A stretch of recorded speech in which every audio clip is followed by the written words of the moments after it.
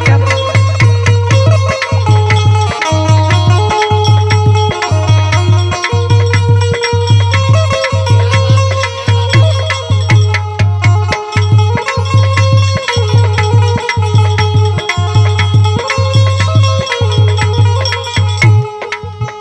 बच्ची विनीत देखा तारे मर्दवा, अरे दुल्हनियन के रे पूरा खोल खोल के चला तारी।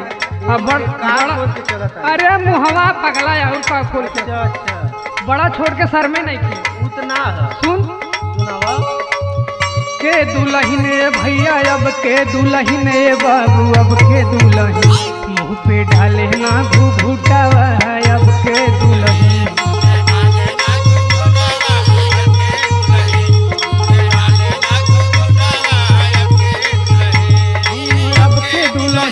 भैया अब के दुल्हन बाबू अब के दुल्हन मुँह पे डाले ना घूघूटावा अब के दुल्हन मुँह पे डाले ना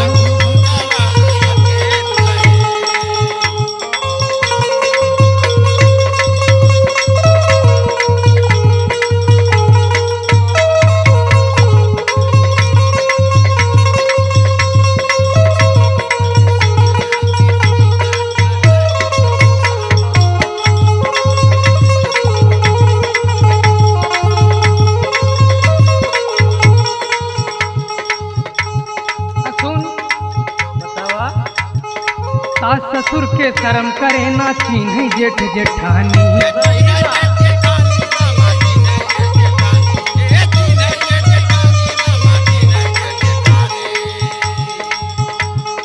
अब ते गवन गैली अलगाई करे खूब मन मानी।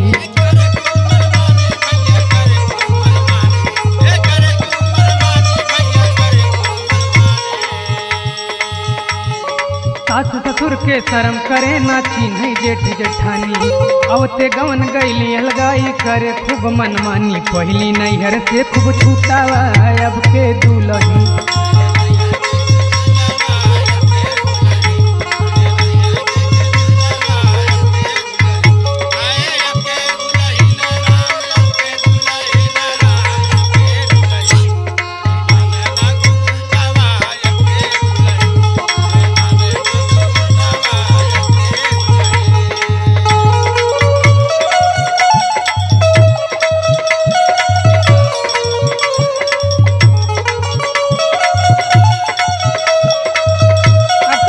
कपड़ा घूमत आ रही यार, बड़ी समस्या बा। ये तो फैशन है, अरे ये हो कौनो फैशन है मर्दवा।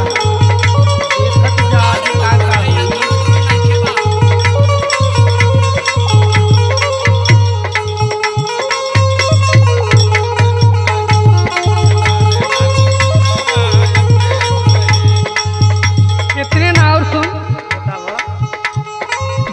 दुर्गा लाल हाली देखी गईल बाणे पगलाई।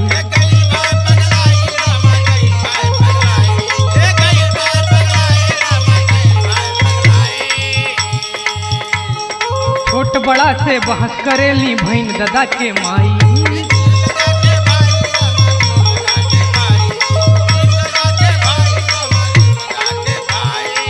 सुनना दुर्गा लाल हाली देखी गईल बड़े पगलाई। छोट बड़ा से बहस करेली भैन दादा के माई। साड़ी छोड़ के पहिरे सूटावा अब के दुल्हन